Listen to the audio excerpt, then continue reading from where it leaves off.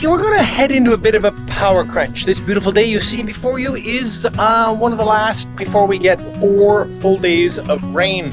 And our power consumption here is a little higher than I'd like to admit. Most of that being refrigeration and power tools.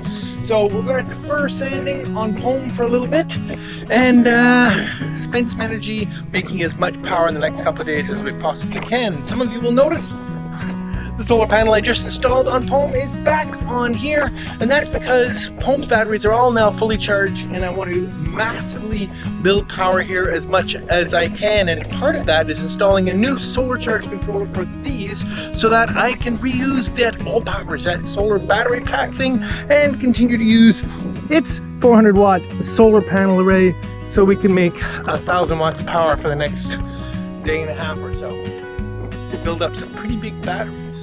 And here are those pretty big batteries, 4 LiTime 230 amp Bluetooth batteries. And here we have into the bowels of Geordie, where we have 8 GC2s, 4 on each side, and they've been great. But we're looking for a little more capacity and a little less maintenance. Okay, I'm going to take one bank out at a time so that there is constant power to the boat.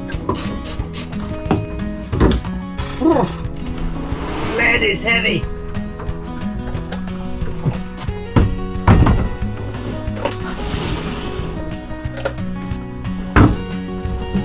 All right.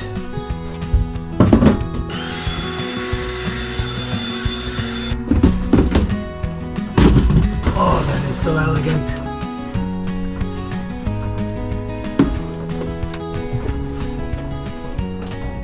Now all these batteries are turned off remotely by Bluetooth, which is a really neat feature of these batteries.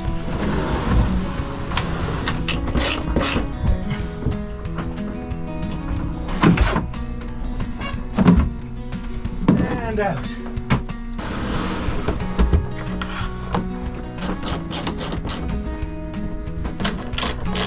Wow, what a nice setup!